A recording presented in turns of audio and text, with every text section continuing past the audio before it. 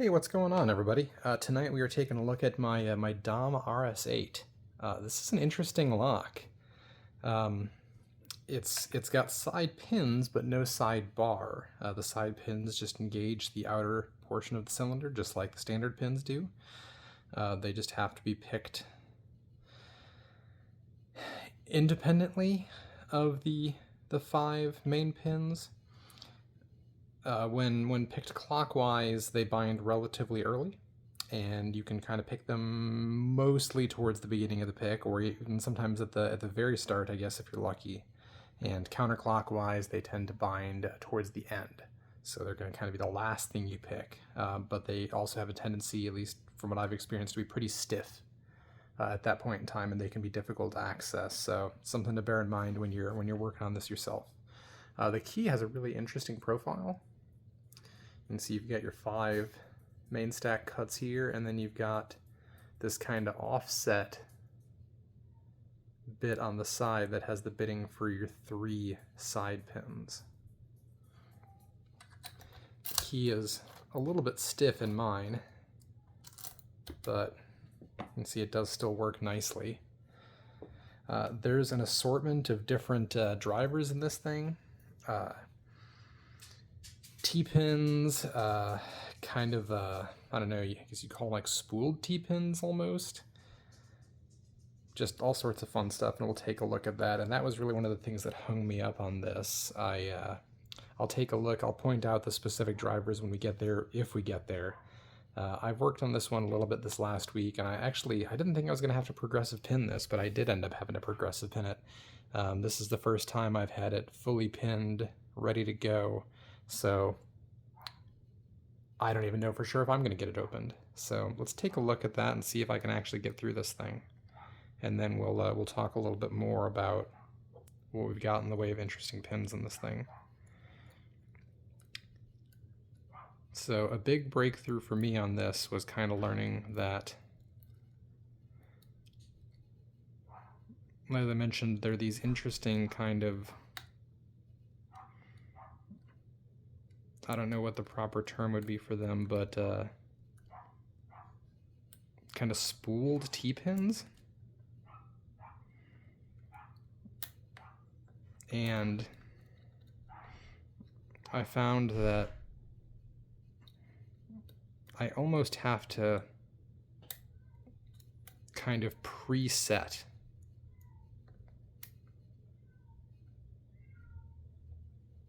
those spooled T-pins, get them up and at least kind of started before I start picking the lock overall. Otherwise, they have a tendency to kind of bind everything up. Getting this thing going is the real challenge.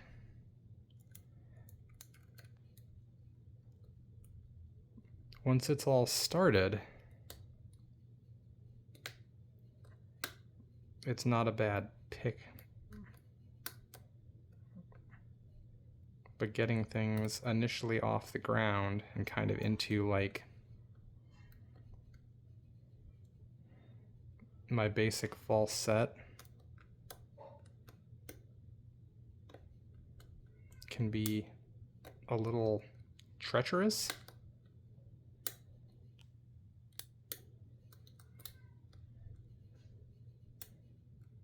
And if I don't handle that right, I can get to a point where the lock is almost just kind of bound up.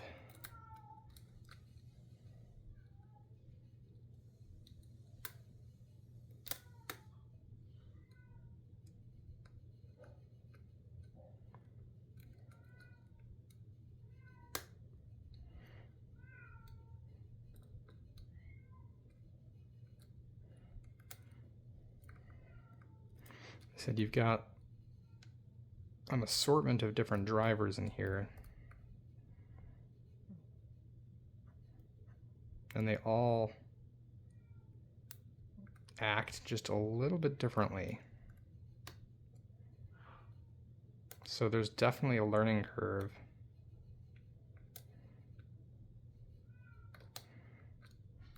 When you're starting out trying to figure out, you know, what is this thing telling me?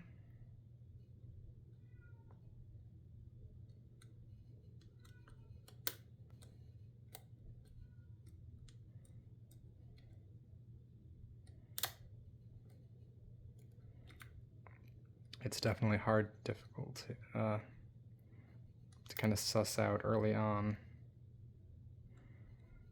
what the feedback you're getting means, because you don't know initially which of those different driver types you're engaging with.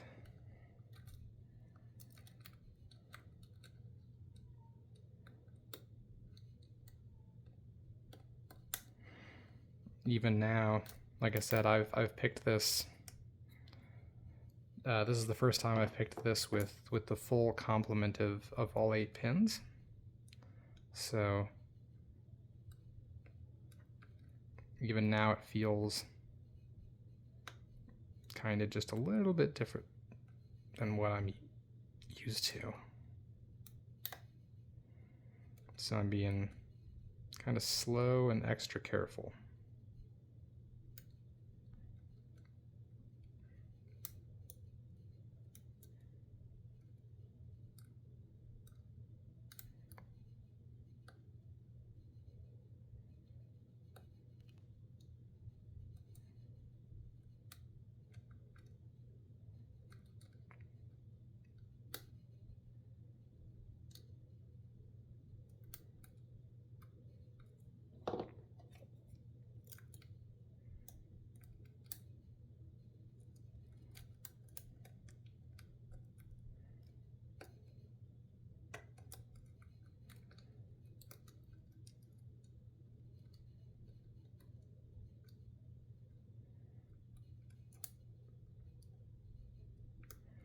Oversets are definitely a thing to be wary about here.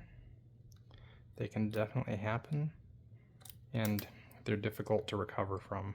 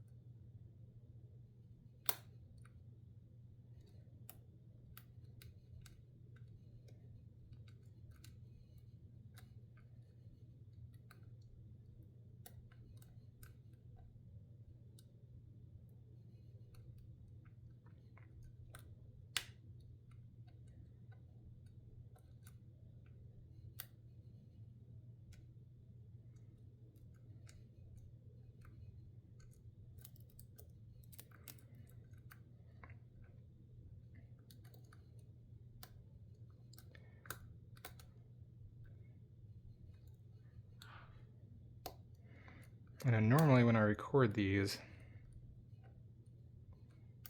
I talk pretty consistently about exactly what I'm doing or what I'm thinking about, but this lock actually takes a lot of concentration.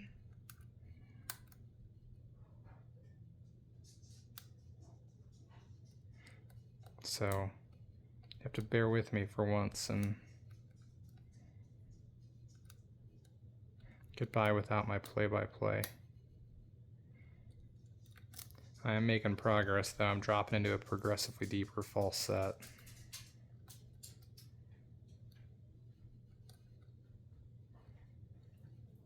I think pin 5 is set for a set, I think. 3, 2, and maybe 1.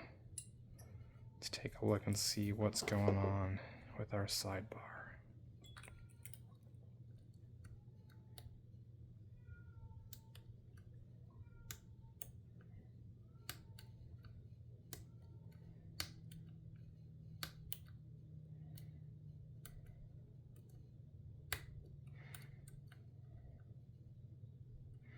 It can be difficult to kind of get a bite on these pins on the sidebar. That's 1.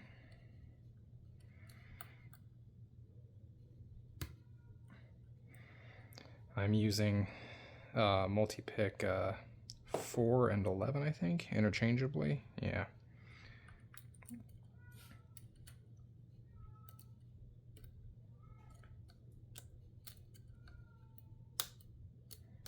That's pin 1.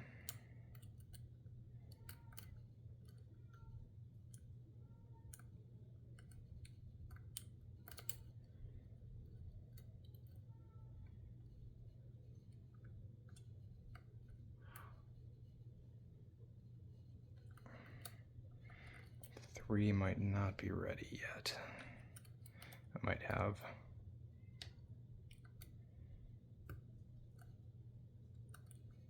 just a little something sitting in the keyway still. Go back and test everything again.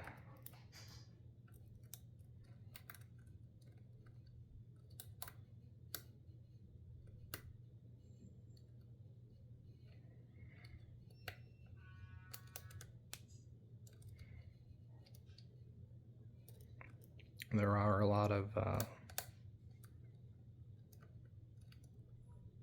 T-pins in here, or things that are similar to T-pins. So you can definitely kind of get hung up right in the top of the shear line still.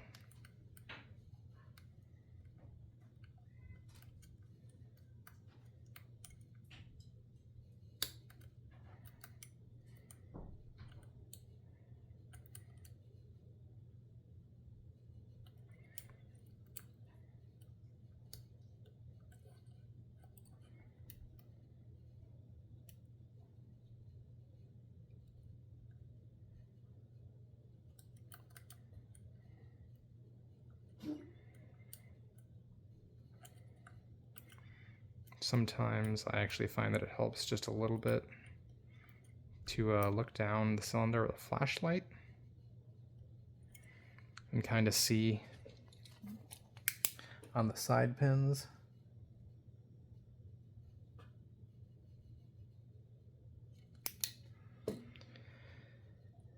are they all lifted? Are they all down still? Am I hitting them exactly where I want to be?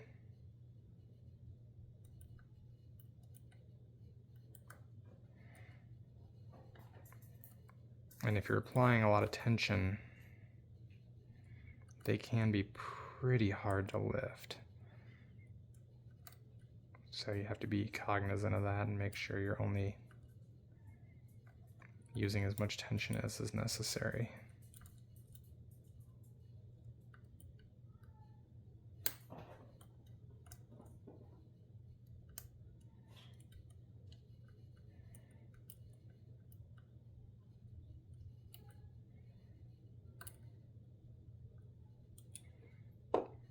They all feel pretty good, so there must be something that I don't have quite set. Just going back over everything one more time.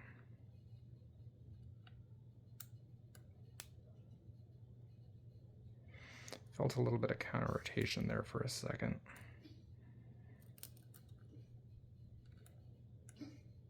See if I can figure out where that was.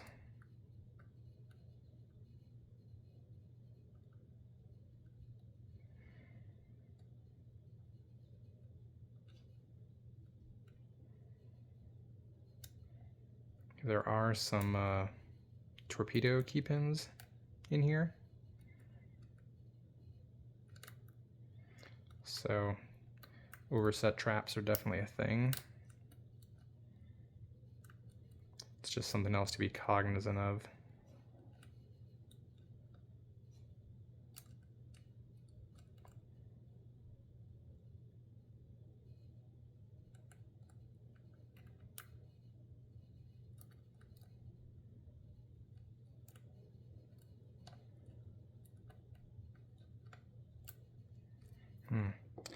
Just felt things settle a little bit. Check those side pins again.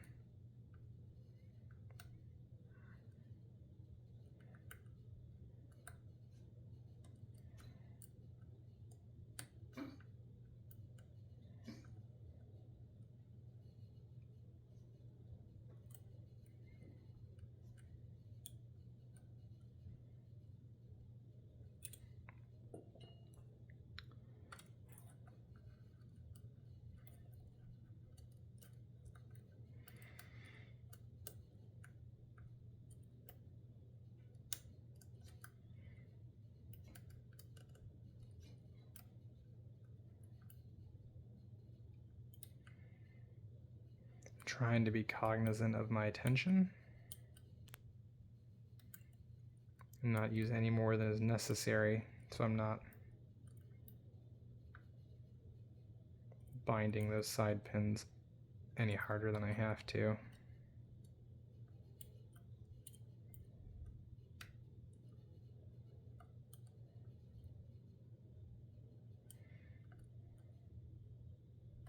But it must still not be there. There's got to be something I'm missing. It's also possible that I've got a torpedo key pin overset. I don't think that's the case, but it's possible.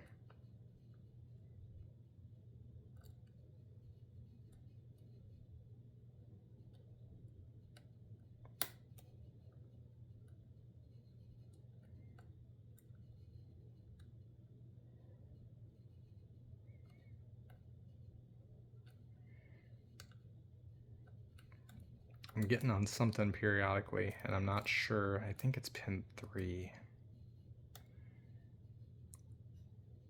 And I'm feeling a little bit of counter rotation.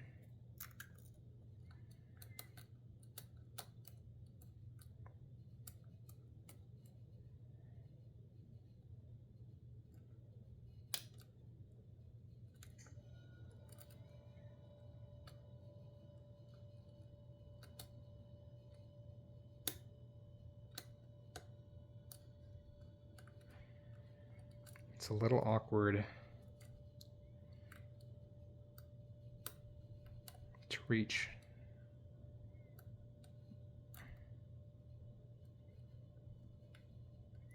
into this keyway.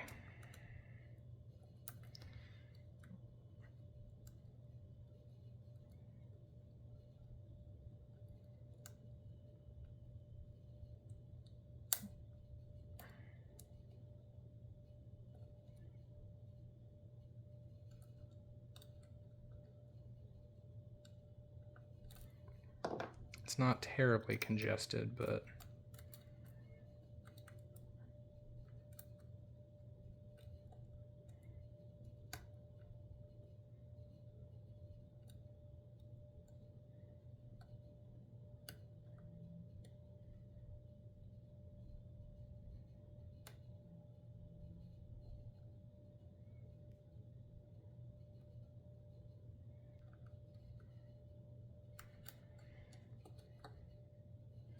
Apologize on the time this one's taken, but it is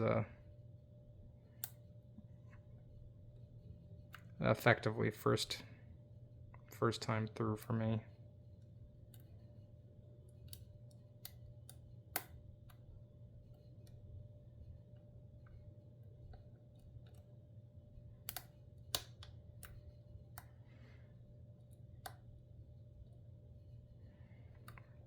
So I just felt something, I think, on pin 4.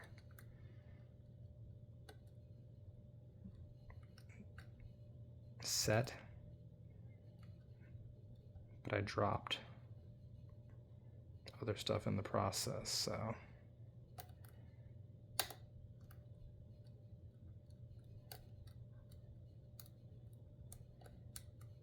Now I've got to double back and see where I am.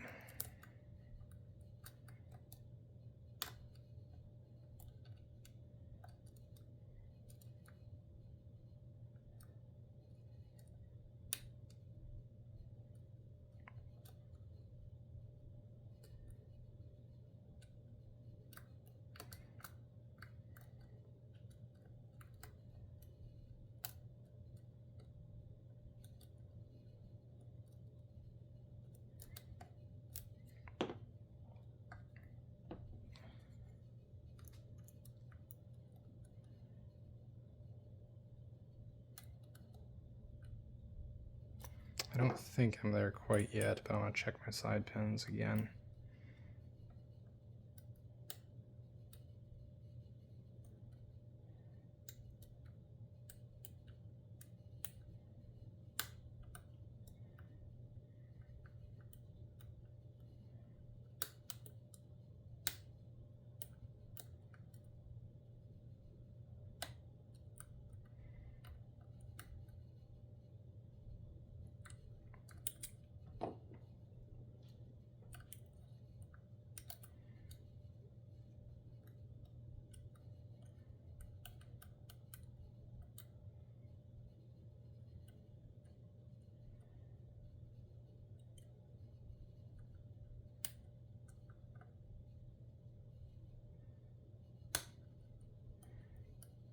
Okay, I think my side pins are all set.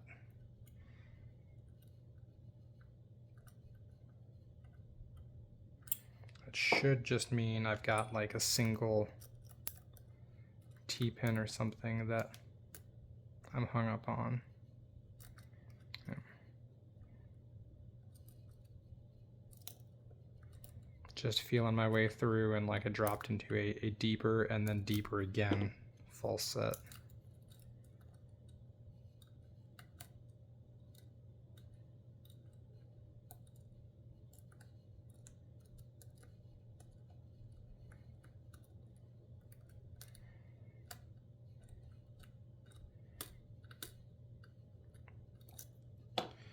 Check over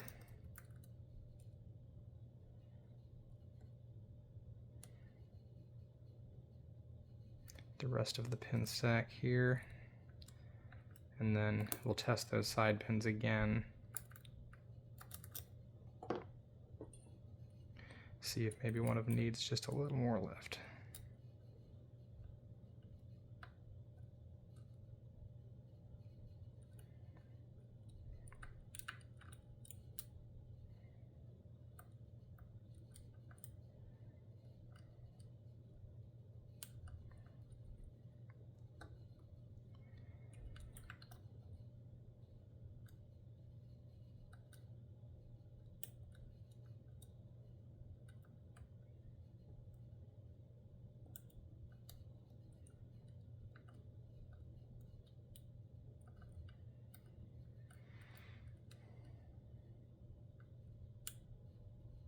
Side pins feel like they're all set.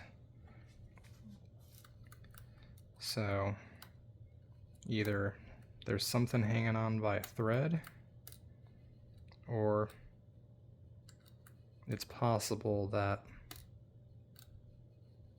I've got an overset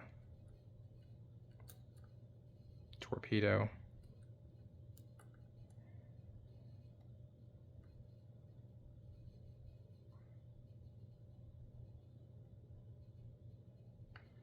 some counter rotation on pin 3. Can't quite get a good angle on it to lift it all the way though.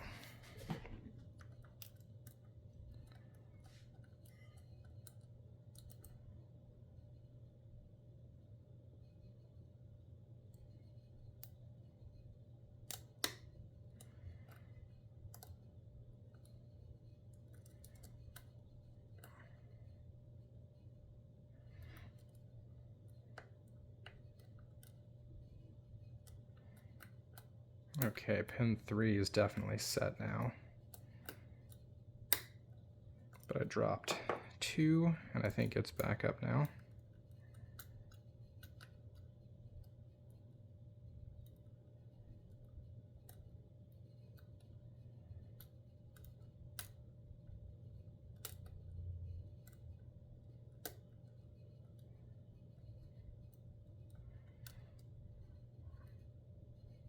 Everything else feels good. Let's go back to our side pins again.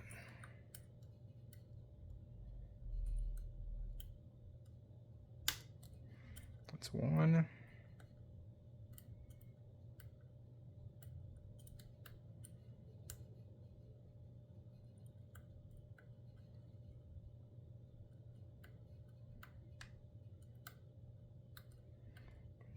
Two, maybe. There's 3.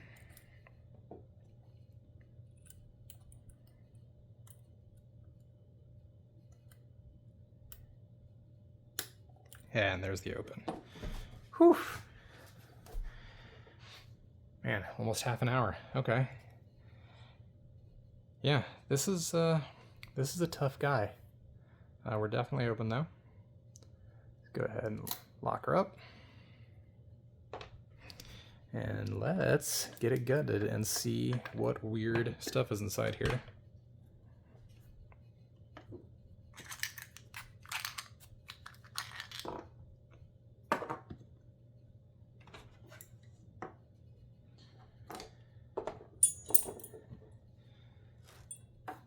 So this is the first lock that I've got where I feel like the use of a shim is like mandatory. I know there are a lot of other locks that, can be bricked, you know, without the use of a shim during gutting, but I have not picked any of those yet. This is the first one that I've dealt with where if you don't have that shim in place, things can go very badly.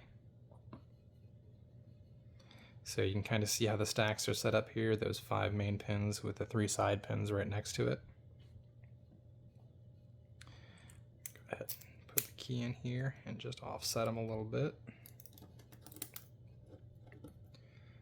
There is a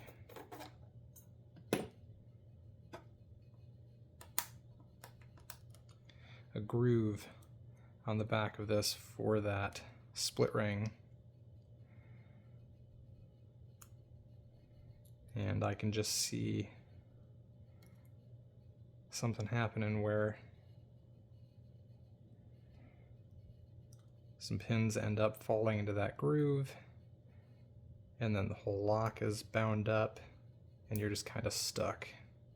So a shim kind of makes sure that that's not going to happen.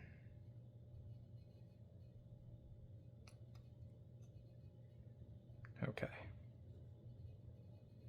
We're going to set that guy down for now, and we're going to take a look at our key pins first. So here's what we've got. It actually looks like in side pin chamber 1 there's a master wafer. It slid out, it stuck to my thumb just as I was pulling that pin out. Gonna see if I can draw the key out here very slowly without risking something popping out.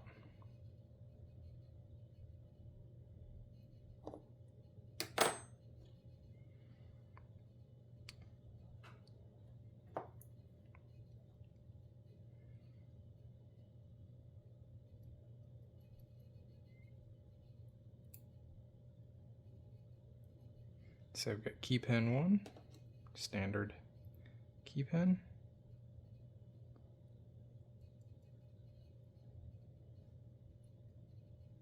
Key pin 2, another standard key pin.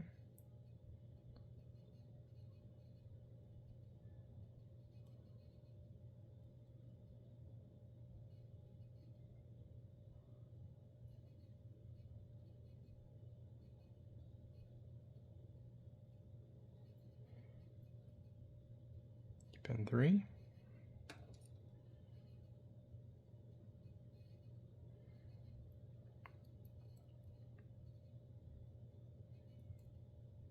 Key pin 5.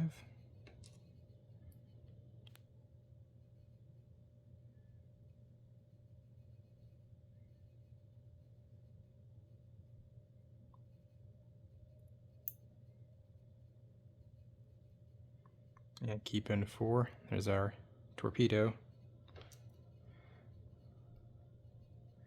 And then we've got our side pins here.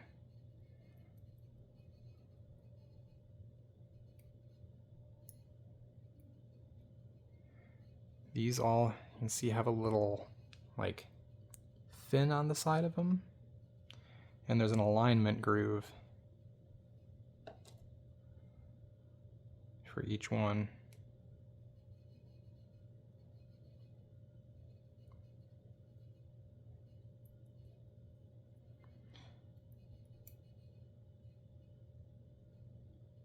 And the shape is slightly different.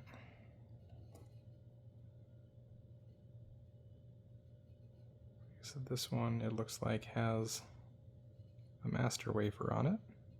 It's kind of interesting.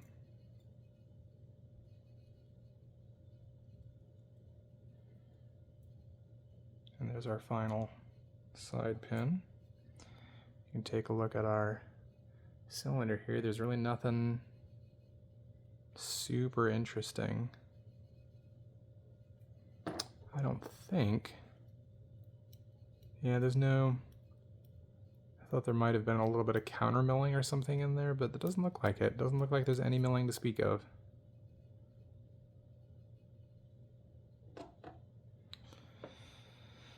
And now we got the fun part here. Let's go ahead and pull our shim back out and see what kind of interesting drivers we've got in here.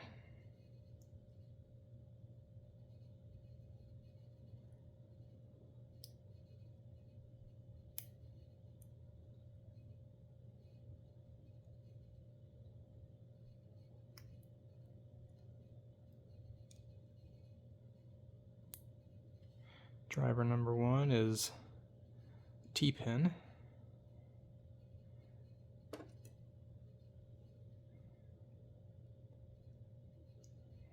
As we get to number 2, I'm going to also have to catch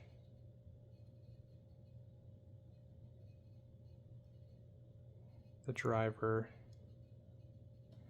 Here's number 2. This is kind of one of these spooled T-pins.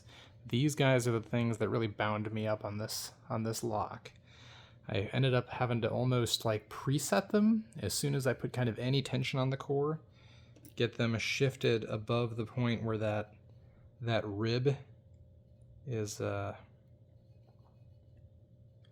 catching on anything, and then I'm kind of okay to move forward.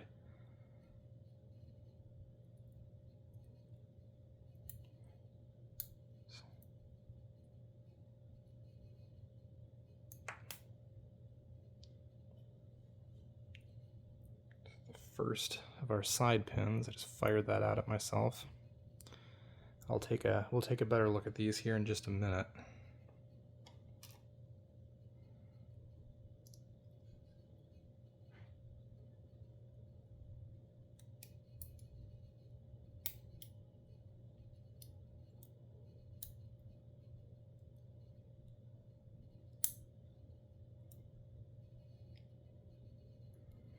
Driver 3 is another one of those kind of spooled T-pins.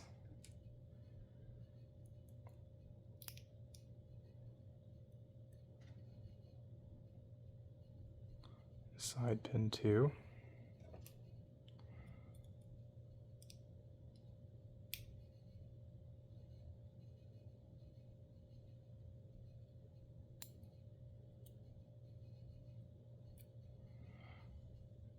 Driver 4 is just a regular old T-pin.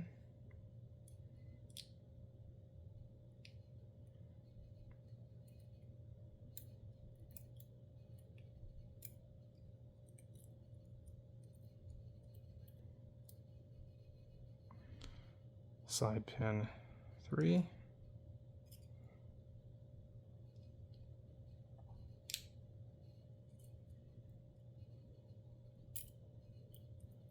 And driver 5 is again just a regular old T-pin.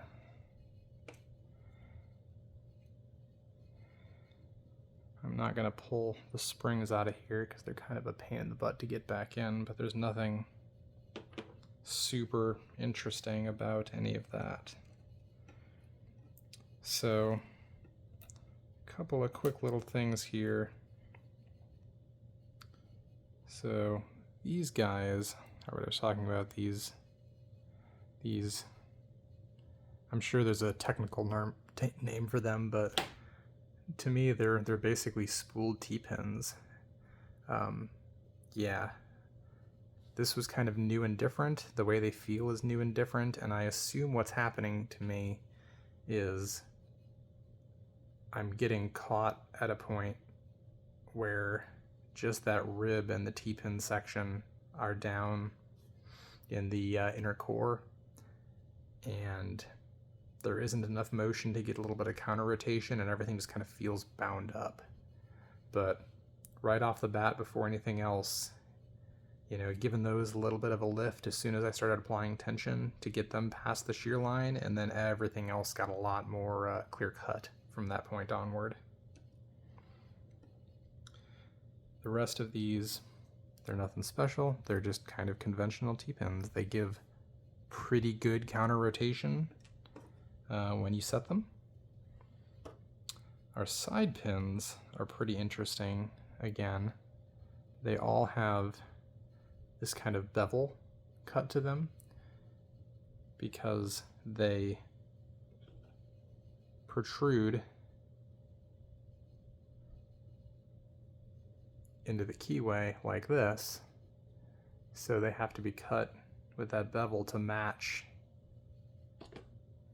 the angle on the inside of the cylinder.